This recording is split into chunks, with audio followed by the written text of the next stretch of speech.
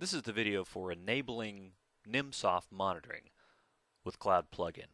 We'll be using Agility Platform and the Cloud Plugin to enable one of the gold services, NimSoft monitoring.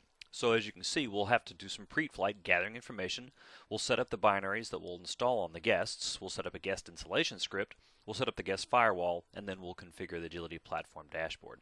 For pre-flight, as you can see, we're going to have to obviously install the Cloud Plugin and download the NimSoft binaries, and we have to gather a lot of information. What you'll need specifically for the guest installation is this list of variables here: NimSoft user, NimSoft password, down to a whole lot of others as well. The NMS robot vars, that's where we actually will set the hub address of the NimSoft device. So that's will be where the robots, the agents on the guest OSs, are going to be talking back. So let's begin. What we'll log into, instead of actually logging into an Agility Platform instance, is we'll log into the machine under the Agility Platform instance, because we're going to have to actually change some files around. So let's log in using an SSH command. We'll check out what the host name is. Yes, I'm still AP10 master, so I know where I'm supposed to be. And I've got a NimSoft file called nimsoftrobot.install.zip. And what I'm going to do is I'm going to unzip those files using a root account. And because of the way that zip file was constructed, it's going to drop them right where I wanted them, /opt/agilityplatform/nimsoft. And if we go to that directory and take a look, as you can see, we've got our directories. So the i386 and x64, so 32-bit and 64-bit versions, and then we have EXEs for Windows OSs and RPMs for Red Hat Linux versions. And you can see this is the binaries that we have. So anything else that you add, any deb environment, any deb devices for Debian, or anything else that runs on a different flavor of Linux, that'll go in that NimSoft directory as well. So we've set up the binaries. Now what we need to do is set up the guest installation script, and we'll do that by logging into Agility Platform itself. We'll use an account that has the ability to make changes at a root level, and that's why we'll use the admin account. We'll also use the admin perspective. And as you can see, it's at the top right.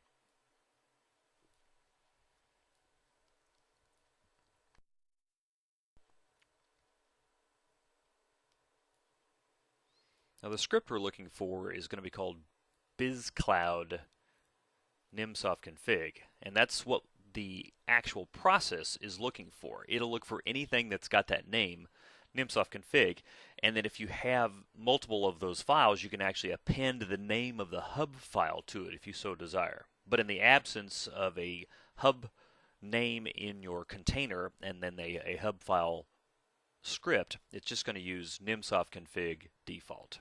What we have is NimsoftConfig default sample, which is not going to work because that's not the name of the file that it's looking for. So we'll clone that, put it into Agility Factory, and then we can edit that version, rename it to BizSoft NimsoftConfig default, and then it will be picked up by the Cloud Plugin process. So we've checked it out into Agility Factory, and we can choose change, and I'll obviously change its name.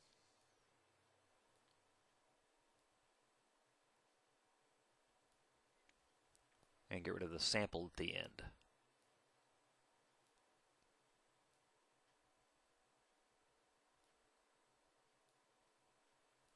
We'll change the description as well. This will be helpful so that I will know the difference between the config default and config default sample. If I look at the description, I can tell that there's been a change made to this.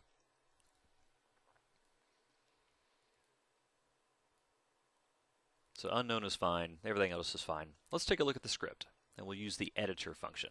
This will open up a new tab in my browser window, and this will show the actual configuration script that's going to run. And all that information that we gathered earlier, the NimSoft user, the NimSoft password, the install directories, the name of the probes that we're going to add later, the dist-to-serve IP address, all that's going to be embedded into this script. And you'll change the values that you see into the values that will match your environment. And as you can see, those NMS robot vars, yes, that's the important stuff. This is how the robots or agents will be able to get back to the hub server and then report their status. Notice also the hub port is going to be communicating on 48,002. That's going to be important later. So after we've made our changes to this particular script, we can save it in the editor. Hey, we've saved it. We can close that tab. And then we can save it here. And that's done. That's good. However, it's still an Agility factory, and so we can't actually use it all across our environment. So we're going to need to check this into the root so that everyone can see it. So I'll choose check in, choose root as the location. We'll wait a little bit. It should pop up. There we go. A request for acceptance. Since I'm admin, I can request and approve my own stuff. This I will do. In your environment, you might have someone that checks in scripts and a different person who approves them. And now I've got my guest installation script. So now we have the binaries that are sitting in that Nimsoft directory. We also have the guest script that's ready to go. The cloud plugin will fire that and when anything is built. We'll also need to set firewall rules for the guests themselves so they can listen on 48,000 through 48,010 and talk from those ports to any. And we'll log back into the Agility platform. And this time we'll take a look at policy. Because what we want to do is we want to set firewall policies for the containers that will hold our virtual machines that need to have these gold services. So at the root container, I can look at policies. I can look at the firewall container under policies. And I've got two firewall policies, BizCloud Nimsoft Inbound, BizCloud Nimsoft Outbound. As you can see, the Nimsoft Inbound is TCP listening on 48,000 to 48,010 from anywhere, exactly what we were looking for. But they're not applied, so we need to go to a container and apply them there. Now, we're going to apply them at the customer level so that everything under customer is going to work. That makes a lot of sense. And I choose customer, choose available policies, go looking for BizSoft NimCloud by typing BizSoft and then a colon, and I can see that I select both of those and choose apply.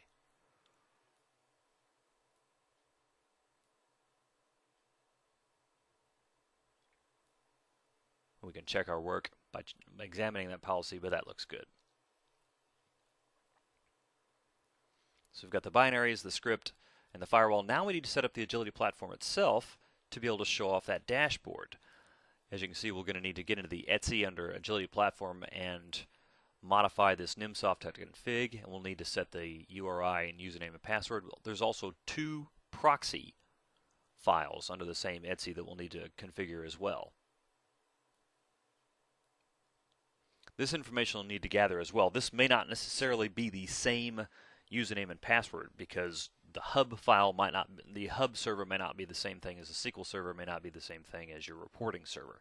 So you'll have to gather the information that you need. But once you get back into the Agility platform instance, we can go into /opt/Agility platform and then to the Etsy file, and we go looking for the file that has Nimsoft in it. There's really just the one, and we'll use the root to edit it using the VI editor. You can use the editor of your choice. And we've opened it up in the VI editor. And you can see this is the Nimsoft config. So this is asking, how do we get to the SQL server that holds Nimsoft information? Well, this URL has a SQL server C where it says begin bracket server in bracket and then :1433. You want to replace begin bracket server in bracket with your IP address. And of course, username and password need to be replaced with your username and password. You save that file and get out.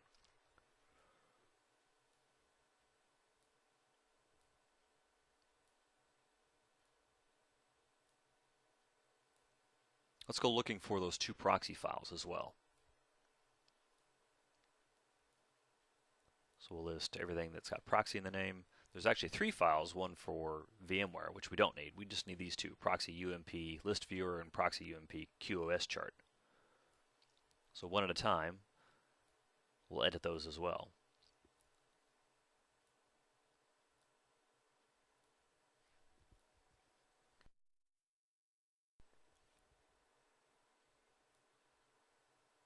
And you can see this file is open in the VI editor. And proxy.target URI is what we're looking for. And so we're going to look for the URL that's got the list server component of Nimsoft, that IP address, plus the context user and context password need to be set to your username and password. What you're seeing right now are the defaults for a lab that you can't get to, so I'm pretty confident that I can show this off. And additionally, we can grab that other proxy file, same thing, target URI, QS chart, context user, context password. Turns out it's the same thing, so you can actually make the same changes to both of those files. Write that file and you're done. Now, if everything worked, what we should be able to do is we should be able to go to an Agility Platform instance and then scroll down in the Launchpad, and we can see that performance panel that's been available to us. And we can see one SOE Red Hat that's running, and we can actually see what's going on with its memory and CPU and disk. So we've got some live statistics there. And if you notice that the cursor changes, if we get down to the very bottom, and if I click on that, it'll open up the way to manage that.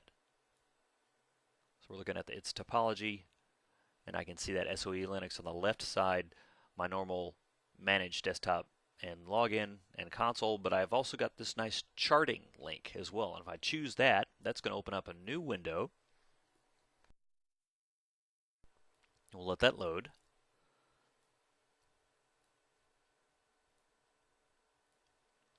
And this will pull from that Nimsoft reporting server all this information, and that's what we did in that last step, was not only turn on the front part in the Launchpad, but also enable us to drill in, or what's called drill down, into these more interesting graphs for a particular virtual machine. I can see disk, memory utilization, I can change the scales around. This is actually quite nice.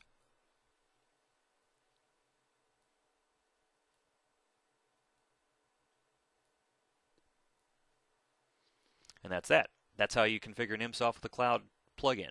If you'd like to see further videos, please visit our SharePoint site at Cloud Training. If you'd like more formal training, both at medium and high level, please sign up for training at aptraining.csc.com. And if you have any questions or comments, please don't hesitate to contact us at training@servicemesh.com.